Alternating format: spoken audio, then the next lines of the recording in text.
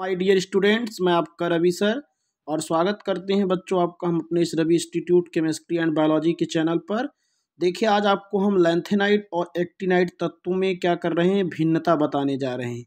इसके पहले हमने क्या किया था, आपको एक लेक्चर अपलोड किया था जिसमें हमने लैंथेनाइड और एक्टिनाइड तत्वों में सिमिलरिटीज़ बताई थी। तो आपने उस वीडियो को देखा होगा। बहुत ही इंपॉर्टेंट एक टॉपिक है, जान लीजिए। इसे आप लोग विधिवत तरीके से अंत तक देखें और इसे आप तैयार करें।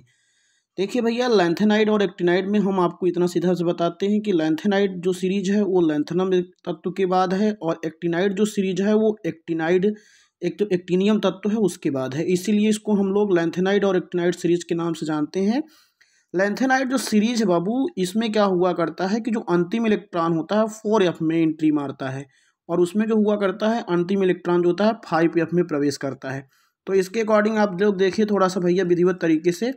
लैंथेनाइड सीरीज और एक्टिनाइड सीरीज का मैंने इलेक्ट्रॉनिक विन्यास अपलोड कर रखा है, वहाँ से आप इसे देख सकते हैं विधिवत तरीके से।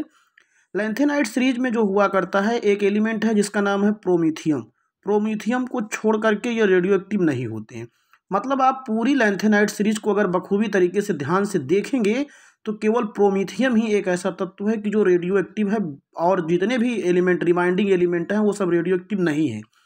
और एक्टिनाइड सीरीज में आपको मैंने ट्रिक भी बताया था पागल यूरेनियम नेपाल पुकारे chief minister BKCF Einstein FM Mendelism Nobel लाया। मैंने एक ट्रिक आपको बताया हुआ है एक्टिनाइड सीरीज को याद करने की। तो उसमें जितने भी एलिमेंट हैं सब लगभग क्या हुआ करते हैं, रेडियो एक्टिव होते हैं। ये बाबू बात यहाँ पे आती है कि रेडियो एक्टिव पदार्थ किसे कहते हैं। तो आप कह सकते हो कि ऐसे पदार्थ जिनसे हमेशा स्वतः भेदी किरणें निकलती रहती हैं उन्हें हम लोग रेडियो एक्टिव पदार्थ कहते हैं। जैसे आप लोग एक्सरे कराया जाते हो तो एक्सरे में क्या होता है, रेडियो एक्टिव रेज हुआ करती हैं, और उन रेडियो एक्टिव रेज को क्या किया जाता है, फेंक करके उसकी छाया को निकाल लिया जाता है। तो वैसे यहाँ पे भी होता है कि जो एक्टिनाइड सीरीज के एलिमेंट हैं ये सब आपके क्या हुआ करते हैं, रेडियो एक्टिव हुआ करते हैं। पहला अंतर समझ में आया। इसमें प्रोमीथियम को छोड़ करके और सब रेडियो एक्टिव नहीं है, और बाकी जो एक्टिनाइड सीरीज है उसमें सब रेडियो एक्टिव तत्व होते हैं। एक अंतर तो एकदम, और अगर आपसे कोई कहे कि इसमें ज़्यादा करके जो डिफ्रेंसिएशन है वो किसके कारण आया किया करता है, तो डिफ्रेंसिएशन आता है कि लैंथेनाइड सीरीज में जो हुआ करता है वो अंतिम इलेक्ट्रॉन 4f में प्रवेश करता है, और एक्टिनाइड सीरीज में जो हुआ करता है जो अंतिम इलेक्ट्रॉन होता है वो 5f में प्रवेश करता है। आपकी तैयारी इस तरीके से होनी चाहिए कि जब आप एग्जाम में बैठें तो हर क्वेश्चन का जवाब आप लिख सकें। इस तरीके से आप अभी से ही अपनी एक रणनीति के तहत तैयारी करें, और जितना हम वीडियो आपके सामने अपलोड कर रहे हैं इसे आप बढ़िया तरीके से देखें, लाइक करें। पूरा वीडियो देखेंगे जब तक नहीं तब तक पूरी बातें समझ में नहीं आएंगी।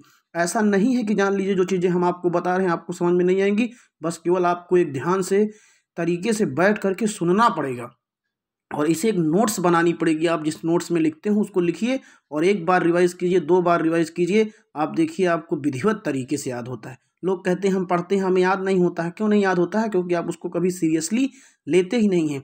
कभी आप देखिए, आपको बता रहे हैं कि कोई चीज़ सीरियसली लेकर के पढ़िए। दूसरा अंतर देखिए, इनकी अधिकतम ऑक्सीकरण संख्या +4 होती है। लैंथेनाइड सीरीज की जो अधिकतम the highest oxidation number of lanthanide series is 4, लेकिन आप एक्टिनाइड सीरीज में आइए तो इनकी जो अधिकतम ऑक्सीकरण संख्या हुआ करती है वो +7 होती है बबुआ। और अगर अच्छा लगे और आपको खूब विधिवत तरीके से समझ आए तो लाइक किया करिए, कमेंट कीजिए, और अगर चैनल्स पर नए नए हैं तो चैनल को सब्सक्राइब करें, ताकि आपको जैसे यहाँ से हम छोड़ें वीडियो को तुरंत आपको बढ़िया सा एक नोटिफिकेशन मिले, और आप किसी भी स्थिति में रहें आप इसको बढ़िया तरीके से देख सकें। तो अगली चीज़ देखिए, ये क्या हुआ करता है, कम ऑक्सीकरण संख्या। मतलब इसमें जो लोएस्ट ऑक्सीडेशन नंबर होती है वो +2 होती है। मतलब lowest oxidation number in lanthanide series is +2 and highest oxidation number in lanthanide series is +4। और इसमें जो हुआ करता है, यहाँ पे जो एक्टिनाइड सीरीज हुआ करती है इसमें क्या हुआ करता है, +2 से +7 तक क्या हुआ करते हैं, ऑक्सीकरण संख्या को क्या करते हैं, शो करते हैं। तो इस तरीके से आपने देखा कि 3 डिफरेंस क्या हो जाता है दोनों ही सीरीज में। आपको हमने क्या किया, बता दिया। ऐसे रिमाइंड करिए, जैसे आप कोई चीज़ पढ़ते हैं आप उसको 1 बार 2 बार सोचते रहते हैं, तो आप अगर विधिवत तरीके से सोचेंगे तो आपको सब पूरी याद हो जाएंगी। अगला देखिए, जो लैंथेनाइड सीरीज के जो एलिमेंट हैं बबुआ, ये क्या किया करते हैं, जटिल यौगिक बनाने की इनमें प्रवृत्ति कम होती है। मतलब जो लैंथेनाइड सीरीज के एलिमेंट हैं इनमें कॉम्प्लेक्स कंपाउंड बनाने का नेचर कम होता है, क्योंकि साइज छोटी है। और इनमें क्या होता है, कॉम्प्लेक्स कंपाउंड बनाने की जो नेचर होता है, स्टेबिलिटी जो होती है वो अधिक होती है। किसमें, एक्टिनाइड सीरीज के एलिमेंट है।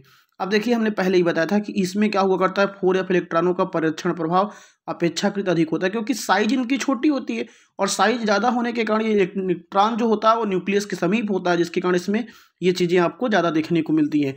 और इसमें 5f इलेक्ट्रॉनों का परीक्षण प्रभाव जो होता है अपेक्षाकृत कम होता है।